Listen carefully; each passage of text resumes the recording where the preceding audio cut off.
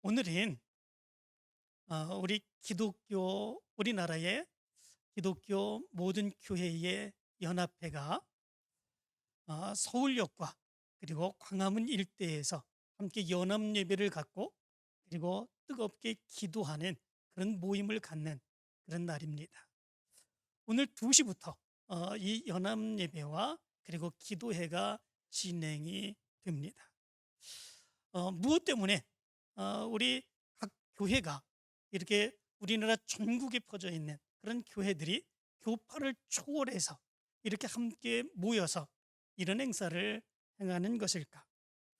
그 이유는 지금 국회에 상정된 포괄적 차별금지법이라고 하는 그 법 때문에 그렇습니다. 포괄적 차별금지법. 이것은 우리가 생각하는 지금까지 있었던 그런 법과는 전혀 다른 그런 의미를 갖는 그런 법입니다. 차별금지법에는 두 가지의 모습이 있습니다. 하나는 개인적인 차별금지법, 그리고 두 번째는 포괄적 차별금지법입니다. 이 개별적 차별금지법은 이미 실행되고 있습니다. 양성평등기본법, 남녀고용평등법, 장애인차별금지법, 문화다양성법, 연령차별금지법, 이런 것들입니다. 누구나 다 인정할 수 있는 그런 것들이죠. 이런 것에서 차별을 하면 안 되는 거죠. 이 나라의 국민이라면 차별하지 않고 서로 협력하며 도우며 살아갈 수 있는 이런 모습들이 있어야 되는 거죠. 그렇지만 포괄적 차별금지법은 이것과는 다릅니다. 이 기존 개별금지법 차별 사유에 성적 지향에 대한 차별, 그리고 사상에 관한 차별, 이 항목을 거기에 추가로 넣게 되었죠. 그리고 국가인권위원회에서 거기에 두 가지를 더해서 차별금지의 사유를 추가했고, 그리고 이런 것들이 만약에 어기게 된다면 3년 이하의 징역 또는 3천만 원 이하의 벌금을 처하겠다, 이런 법이 이제 상정이 된 거죠. 이 모습이 만약에 통과가 된다면 심각한 문제가 생기게 되는 그런 모습들이 있게 됩니다. 성경의 말씀 가운데서 보면 동성애에 대해서는 철저하게 금하고 있는 그런 모습들이 있습니다. 그런데 그렇게 통과가 되면 성경의 말씀대로 우리는 그 말씀을 선포할 수 없게 됩니다. 그리고 성경에서 말씀하신 남자와 여자, 그거 이외에 모호한 또 다른 성이 있음을 인정해야 되는 이런 모습들이 있게 됩니다. 만약에 이런 법이 통과하게 된다면 미국처럼 목회자가 나는 동성애자입니다, 이렇게 이야기하고 선포해도, 그래서 이제 설교를 행하는 중에 동성애를 격려하고 그리고 함께 지지하는 그런 이야기를 해도 그 목회자에 대해서 어찌할 줄 모르는 이런 모습들이 나타나게 됩니다. 그리고 죄악된 모습에 대해서 그것을 죄라고 얘기하지 못하게 되는 이런 모습들이 나타나게 됩니다. 이 모습이 심각한 그런 모습들이 되게 되는 거죠. 그렇다면 성경에서 말씀하고 있는 이 동성애, 그것에 대한 결과, 이런 것들은 어떻게 말씀하고 있는 것일까? 성경 말씀 로마서 1장 18절의 말씀을 보면 이렇게 말합니다. 하나님의 진노가 불의로 진리를 막는 사람들의 모든 경건하지 않음과 불의에 대하여 하늘로부터 나타나나니, 이렇게 말씀해 주고 있습니다. 하나님의 진노하심이 불의로 진리를 막는 그런 사람들에게 하나님의 진노하심의 역사가 나타난다라고 하는 거죠. 무엇 때문에 그렇습니까? 19절의 말씀은 또 이렇게 말합니다. 이는 하나님을 알만한 것이 그들 속에 보임이라 하나님께서 이를 그들에게 보이셨느니라. 하나님의 뜻을 알만한 것 다 보였는데 그런데도 불구하고 그 뜻대로 따라 살지 아니하기에 하나님께서 진노하신다라고 하는 거죠. 20절의 말씀 가운데 보면 이렇게 말합니다. 창세로부터 그의 보이지 아니하는 것들, 곧 그의 영원하신 능력과 신성이 그가 만드신 만물에 분명히 보여 알려졌나니 그러므로 그들이 핑계하지 못할지니라, 이렇게 말합니다. 하나님의 뜻과 하나님이 원하시지 아니하는 것, 그 모든 것, 하나님이 창조해 놓으신 그 모든 만물에 다 드러나게 해 놓으셨다라고 하는 거죠. 그러므로 인하여 이 세상을 살아가는 사람들은 하나님의 뜻을 이루며 살아갈 수 있는 그런 모습들이 있어야 된다라고 하는 거죠.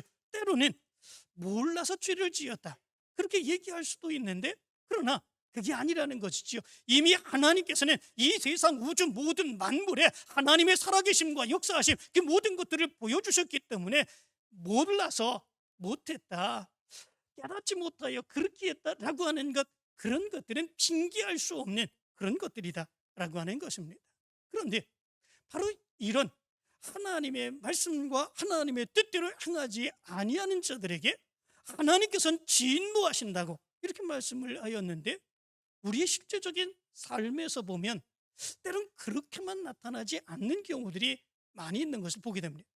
하나님의 말씀대로 살아가는 그런 사람들에게 그렇다면 하나님의 넘치는 축복의 역사가 나타나고 모든 일들이 잘 되어가는 이런 모습들이 나타나야 되고, 하나님의 뜻대로 살아가지 아니하는 그런 사람들에게는 하나님의 진노하심의 역사가, 그리고 그들이 행하는 모든 일들이 잘 안 되고 어렵게 되는 이런 모습들이 나타나야 하나님의 진노하심의 역사가 나타난다, 우리 이렇게 생각할 수 있는 거 아니겠습니까? 그런데 우리가 살아가는 삶의 모습에서는 때로 반드시 그렇게만 나타나는 것은 아닙니다. 오히려 어떤 경우에는 하나님의 말씀대로 살아가지 아니하는 그런 사람들에게 더 형통하고 더 잘되고 그리고 더 건강한 그런 모습들이 나타나는 경우들이 얼마나 많이 있는지 모릅니다. 그래서 우리는 의아해야지요. 하나님이 정말 하나님의 뜻대로 살아가지 아니할 때 하나님이 진노하신다고 그랬는데, 그렇다면 왜 저들은 저렇게 잘 되는 그런 모습들이 있을까? 그리고 하나님의 뜻대로 살아가는 그런 사람들에게 왜 어려움이 생기고 곤란이 생기는 이런 모습들이 있을까? 때로는 그것 때문에 의아해하고 우리의 믿음이 온전하게 성장하지 못하는 이런 모습들이 나타날 때가 많이 있습니다. 그런데 우리가 생각할 때에 하나님의 진노, 이것에 대해서는 우리가 너무 단편적으로 생각할 때가 많이 있습니다. 우리가 생각할 때 하나님의 진노, 그러면 하나님의 진노가 임했다, 그러면 어떤 것을 하나님의 진노가 임했다고 생각합니까? 잘 안 돼야 되는 거죠. 모든 일들이 제대로 이루어지지 않아야 되는 거죠. 조만간 무슨 일을 하다가 벼락을 맞는다든가, 어떤 사업을 하다가 금방 그 사업이 망한다고 하든가, 아니면 건강에 질병이 생겨서 큰 문제가 생긴다든가, 그러면 저 사람 정말 하나님이 진노하신 거야, 하나님의 진노를 받은 거야, 우린 그렇게 생각할 때가 많이 있습니다. 그리고 오히려 잘 되는 모습을 보면 저거는 하나님이 축복해 주신 건가 봐, 이렇게 생각할 때가 너무나도 많이 있는 거죠. 그런데 이것은 하나님의 진노하심에 대해서 너무 단편적으로 생각한 그런 모습들이다라고 하는 거죠. 하나님의 진노하심의 모습은 때론 여러 가지 모습으로 나타납니다. 우리가 생각할 때에 잘 안 돼야 되는데, 그런데 오히려 그것이 하나님의 축복일 수 있습니다. 그런데 잘 되는 것이 하나님의 진노이고 하나님의 심판일 수도 있다라고 하는 거죠.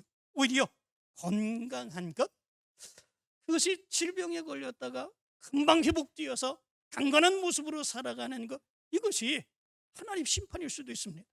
뿐만 아니라 부유하게 잘 사는 그런 모습들, 이 모습이 우리 하나님의 심판일 수도 있습니다. 어려운 그런 사업들이 다시 회복되는 그런 모습들이 오히려 하나님의 심판일 수도 있습니다. 무엇 때문에 그렇습니까?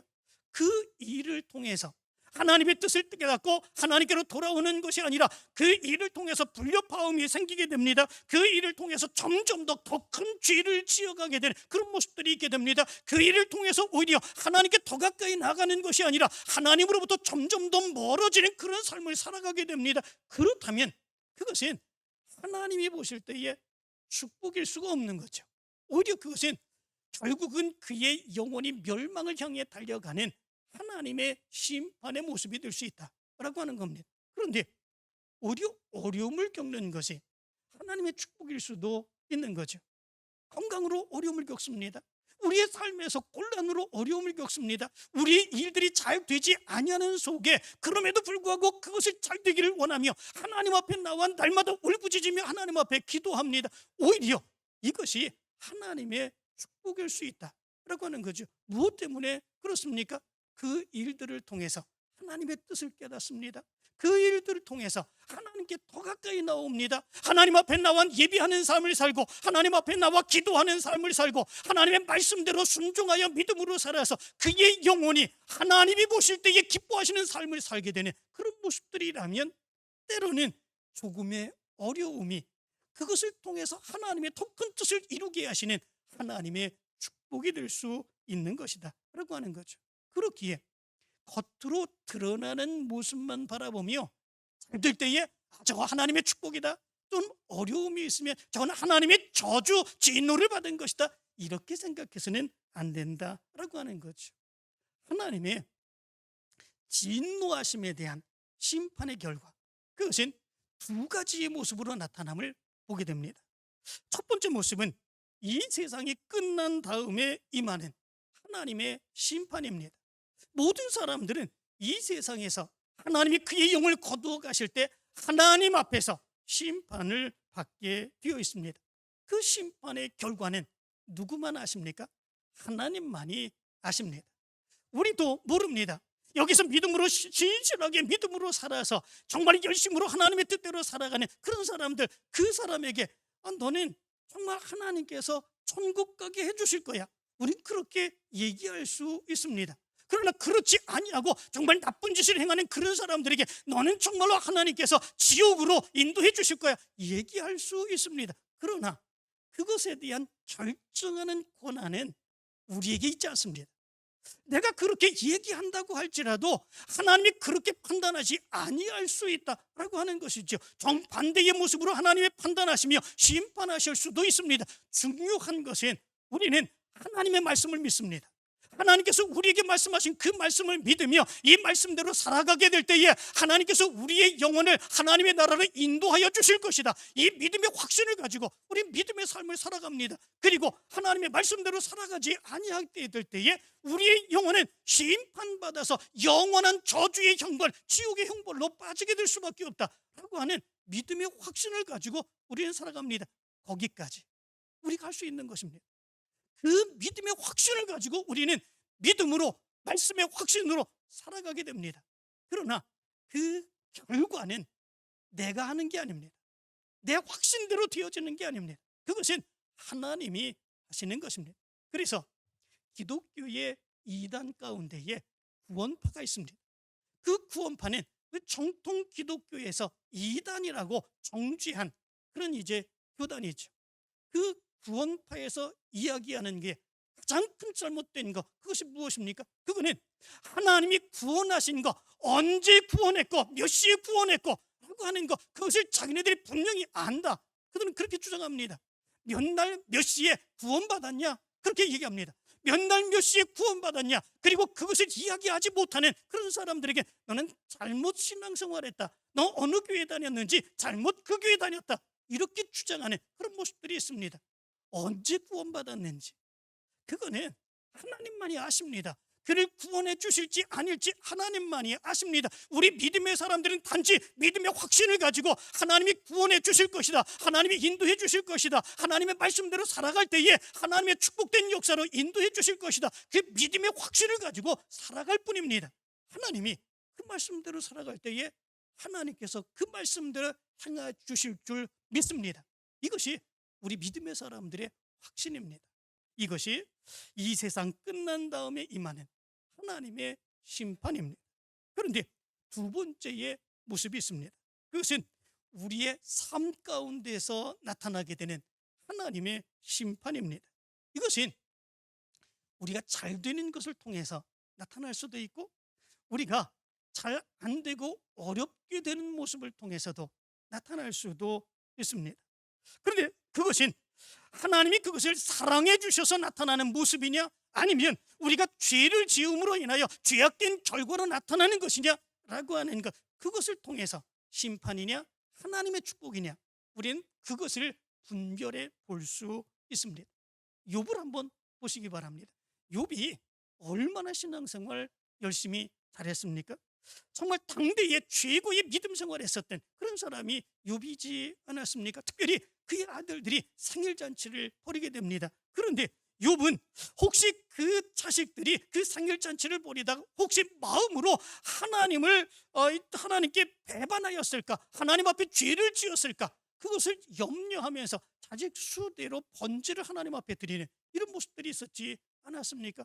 혹시 저들이 잘못돼서 마음으로라도 하나님 앞에 죄를 짓지는 않았을까? 그래서 번제를 드리고 회개하고 믿음으로 살고자 하는 그 모습들, 얼마나 믿음 생활 잘하는 그런 사람의 모습이겠습니까? 그런데 하나님께서 그 욥에게 어려움을 주셨지 않았습니까? 그 모든 가지고 있는 재물들 다 사라지게 되었고 그 자식들도 다 죽게 되는 그런 모습들이 있게 되었습니다. 그리고 그는 몸에 악창이 생기게 되어서 기와 주걱으로 긁으며 그 고통, 괴로움을 이제 표현할 수밖에 없는 안타까움의 모습이 있는 그런 모습들이 있었죠. 그리고 그 아내가 욥을 향하여 이렇게 얘기하지 않습니까? 당신이 그래도 자기의 온전함을 굳게 지키느냐, 하나님을 욕하고 죽으라. 그 아내가 욥에게 그렇게 이야기했습니다. 이것이 하나님의 축복일까? 아니면 심판일까?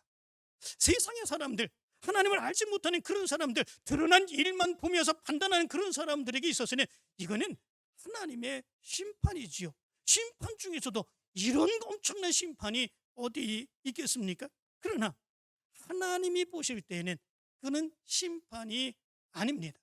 그로 하여금 온전하게 하고 그로 하여금 하나님의 놀라운 인도하심과 역사하심을 더 체험하며 하나님의 사람으로 바르게 서게 하시는 하나님의 놀라운 축복의 모습이죠. 이후에 욥은 이런 고백을 합니다. 욥기서 42장 5절의 말씀 가운데 보면 내가 죽게 대하여 귀로 듣기만 하였사오나 이제는 눈으로 배옵나이다. 이런 고백을 합니다. 내가 죽게 대하여 귀로 듣기만 하였사오나 이제는 눈으로 주를 배옵나이다. 지금까지 그의 믿음의 모습은 자기 신앙의 체험 가운데 하나님의 역사하심과 살아계심을 분명하게 믿으며 신앙생활하는 그런 믿음이 아니라 다른 사람들에 의하여 가르침을 받고 이야기를 듣고 신앙생활하는 그런 신앙의 모습이었는데, 이 일을 통해서 그는 하나님의 살아계심과 하나님의 역사와 하나님의 능력의 역사를 체험으로 믿게 되는 놀라운 역사가 있었음을 여기서 고백하고 있는 것을 보게 됩니다. 그렇다면 이 모습은 축복입니까? 심판입니까? 축복이죠. 그의 신앙을 간곡히 하시고 하나님의 사람으로 바르게 하나님을 섬기게 하시는 하나님의 축복이지요. 그리고 그런 욥에게 그 이전에 있었던 축복보다도 더 갑절의 축복을 부어주셔서 하나님의 사역을 감당하게 하는 놀라운 역사가 일어나게 되었죠. 이렇게 바로 우리의 모습 가운데서 보면 겉으로 드러나는 모습만 가지고 이것이 하나님의 심판이다, 저것이 하나님의 심판이다, 이렇게 얘기하기가 참 어려운 그런 모습들이 있게 된다라고 하는 거죠. 그래서 오늘 성경 말씀 가운데 보면은 잘 되는 것 그리고 드러난 것이 아무리 좋아도 그것이 하나님의 진노의 심판이라고 하는 사실을 얘기해 주고 있는 것을 보게 됩니다. 24절의 말씀 가운데 보면 이렇게 말합니다. 그러므로 하나님께서 그들을 마음의 정욕대로 더러움에 내버려 두사 그들의 몸을 서로 욕되게 하셨으니, 이렇게 말합니다. 여기 정욕이라고 하는 말은 앱기두미아라고 하는 말입니다. 이 말은 금지된 쾌락에 대한 격렬한 욕망, 이것을 의미해 주고 있습니다. 다시 말하면 하나님이 버리신 사람, 하나님의 그 사람이 하나님이 아니시라고 그 사람을 버리신 그런 사람은 하나님이 하지 말라고 한 그것에 대해서, 해서는 안 되는 것에 대해서 그것을 행함으로 인하여 극도의 쾌락과 행복을 누리며 살아가는 그런 모습들이 있게 된다 말씀해 주고 있습니다. 금지된 향락을 죄의식 없이 누리게 되는 그런 모습들이 있습니다. 육체적 쾌락을 마음껏 즐기며 살아가는 그런 모습들이 있게 된다라고 하는 거죠. 그렇게 해서 나타난 정욕적인 모습, 그 모습이 무엇입니까? 하나님이 금지된 정욕으로 인하여 그 일을 마음껏 즐기며 자기 마음대로 행하게 되는 그런 모습들, 그것이 하나님이 내버린 사람들, 하나님이 관심 갖지 아니한 사람들, 그런 사람들에게 나타나는데, 그 모습이 바로 동성애를 통해서 나타나게 된다 말씀해 주고 있습니다. 오늘 성경 말씀은 그래서 그것을 이렇게 말하죠. 곧 그들의 여자들도 순리대로 쓸 것을 바꾸어 영리로 쓰며 그와 같이 남자들도 순리대로 여자 쓰기를 버리고 서로 향하여 음욕이 부릴 듯하며 남자가 남자와 더불어 부끄러운 일을 행하여 그들의 그릇 때문에 상당한 보응을 그들 자신이 받았느니라. 이렇게 말씀해 주고 있습니다. 내버린 결과 하나님이 금하시는 것, 그 일을 행하면서도 오히려 기뻐하고 즐거워하고 그 쾌락을 누리며 만족하며 살아가는 이런 모습들이 있게 된다라고 하는 거죠. 초대교회 때 로마의 황제들 15대 황제들 가운데에 14명이 동성애자들이었다고 그럽니다.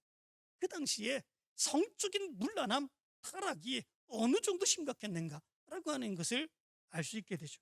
그런데 포괄적 차별 금지법은 그렇게 하자는 겁니다. 모두 기뻐하는 거, 즐거워하는 거, 하고 싶어하는 대로 그렇게 하도록 내버려 두자. 그거 반대하지 말고, 그거 지적하지 말고, 비난하지 말고 행하자라고 하는 것입니다. 자기가 동성애자라고 하는 것을 드러내고 그것을 축제를 벌이며 다른 사람들에게 자랑도 하고 인정해달라고 이야기를 하고 세상 사람들에게 알리도록 그렇게 행하는 거, 그게 뭐가 잘못되었느냐라고 하는 그런 것입니다. 이런 것은 하나님의 뜻을 거스리며 살아가는 사람들에게 이거는 더 좋은 결과일 수도 있죠. 그들이 원하는 거 아니겠습니까? 그것은 법적으로도 마음대로 그런 일들을 행할 수 있는 그런 모습들이기도 하죠. 나름대로는 굉장한 축복입니다. 하고 싶은 거 마음대로 할 수 있고, 그리고 그런 것들을 차별하는 그런 사람들, 그런 건 처벌받게 하는 이런 모습들도 있고, 그들에서 보면 그들 뜻대로 되었습니다. 잘된 그런 모습들이 있습니다. 좋은 모습들이 있죠. 그렇지만 분명한 것, 그것은 오늘 성경이 이야기하기를 그것은 하나님이 버리신 결과다, 그렇게 말씀해 주고 있습니다. 이것은 결코 돌이킬 수 없는 결과를 가져오는 것이다 라고 하는 겁니다. 여기서 헤어나올 수 없습니다. 점점 더 그들의 마음은 강팍해지고 더 자극적인 것을 원하고 더 쾌락적인 것을 원하고 드디어는 어떤 것을 통해서도 만족할 수 없는 그런 삶을 살게 되고, 그리고 그들의 삶의 모습이 무의미하게 되는 그런 모습들이 나타나게 되고, 그리고 그런 행위로 인하여 이제 온갖 육체가 만신창이가 되어서 질병을 옮기게 되는 그런 모습들, 그들의 마지막의 모습이 비참한 그런 모습들로 맞이하게 되는 이런 모습들이 있게 되는 거죠. 그렇다면 하나님은 왜 그거를 그대로 내버려 두실까? 라고 하는 거죠. 그 금해야 되는 거 아니겠습니까? 못하게 해야 되는 거 아니겠습니까? 그런데 하나님께서는 그냥 내버리셨다 말씀해 주고 있습니다. 무엇 때문에 그렇습니까? 그거는 성경 말씀 가운데 보면 하나님이 사람을 창조하실 때 자유의지를 가진 존재로 창조하셨기 때문에 그렇습니다. 자유의지라고 하는 것이 무엇입니까? 하나님이 이렇게 저렇게 시키는 대로 그렇게 행하는 존재가 아니라 자기의 자유의지를 가지고 자기의 마음대로 선택할 수 있는 권리, 그것이 아니겠습니까? 하나님은 로봇처럼 사람을 만들지 아니하셨습니다. 근데 중요한 것이 있습니다. 그것은 뭐냐면 하나님이 자유의지를 주신 것은 자기의 자유의지로 인하여 하나님의 뜻을 깨닫고 하나님이 원하시고 하나님이 기뻐하시는 것을 감당하며 하나님께 예비하는 믿음의 사람으로 살아가기를 원하시는 하나님의 뜻이 담겨져 있는 거죠. 그러나 하나님의 뜻대로 행하지 아니하게 될 경우는 자기 의지대로 판단하여 행한 것에 대한 자기의 책임의 결과가 주어지게 된다고 하는 것, 이것을 분명하게 보여주는 거죠. 결국은 아담과 하와가 어떻게 했습니까? 자기에게 주어진 자유의지를 가지고 선악과의 열매를 따먹지 말라고 했는데 자기의 마음대로 따먹었지 않습니까?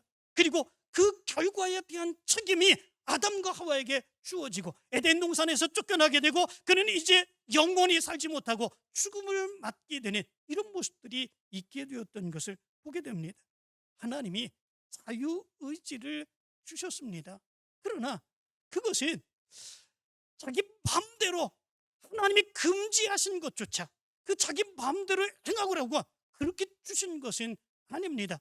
하나님의 뜻을 분별하며 하나님의 뜻을 깨달으며 하나님께서 기뻐하시는 사람으로 살아가라고, 그리고 그것에 대한 책임이 바로 자기에게 있다고, 하나님의 말씀대로 살아갈 때는 하나님의 축복된 삶을 살아가게 되지만, 그러나 그렇지 아니하게 되는 그런 모습이 있으면 그 책임은 자기가 져야 되는 그런 모습들이 있게 되는 거죠.